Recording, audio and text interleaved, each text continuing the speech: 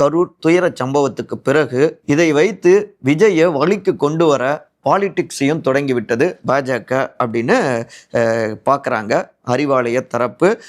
அதற்கு ஏற்ற மாதிரி தான் இங்கே உடனடியாக என்டிஏ கூட்டணியில் ஒருவேளை தாவேகா இணைந்தால் என்ன நமக்கு நட்டம், அதே நேரத்தில் நமக்கு என்ன கெயின் அப்படின்னு ஆலோசிக்கவும் தவறல அறிவாலயத்து சீனியர்கள்ங்க. இதில் முக்கியமாக கரூர் சம்பவத்தில் உடனடியாக பாதிக்கப்பட்ட மக்களை போய் சந்தித்தது, வேண்டிய உதவிகளை செய்தது, இன்னொரு பக்கம் எல்லாவற்றையும் நீதிமன்ற ரீதியில் சட்ட ரீதியாக அணுகுவது, இவை எல்லாமே ஒரு பாசிட்டிவான இமேஜை கொடுக்குது அப்படின்னு திமுகவினர் நம்புகிறாங்க. அதே நேரத்தில் தாவேகா தனித்து இயங்கினால் அது ஆளும் திமுகவுக்கு நல்லது.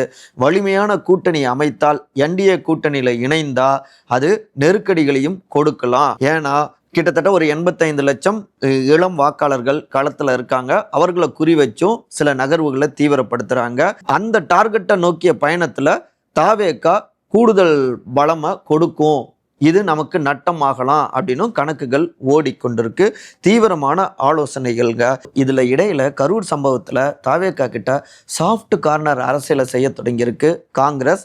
அதில் ஒன்றாகத்தான் திரு விஜயோடு திரு ராகுல் காந்தியும் பேச வச்சிருக்காங்க அப்படின்னா தகவல்கள் வட்டமடிக்குதுங்க. இன்னொரு பக்கம் காங்கிரஸ் பொதுச் செயலாளரான திரு வேணுகோபால் இதுல அரசியல் செய்ய விரும்பவில்லை அப்படின்னும் அவரு குறிப்பிட்டிருக்காரு. அதாவது இந்த சாஃப்ட் கார்னர் அரசியல் மூலமாக இன்னொரு பக்கம் திமுக கூட்டணியில சீட் டிமாண்ட் அரசியல் இருக்கு இல்லையா, அதையும் அதிகரித்து கொள்ளலாம் அப்படின்னு கணக்கு போடுறாங்க கதர்ச்சட்டை சீனியர்கள். இப்படி ஆளாளுக்கு அரசியல் ரீதியாகவும் சில கணக்குகளை போட்டபடி இருக்காங்க. இந்த அரசியல் எல்லாவற்றையும் கடந்து அப்பாவி பொதுமக்கள் பலியாகியிருக்காங்க.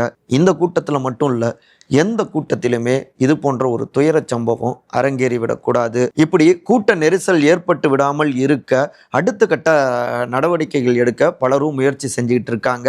நீதிமன்றமும் சில விஷயங்களை கோடிட்டு காட்டியிருக்காங்க.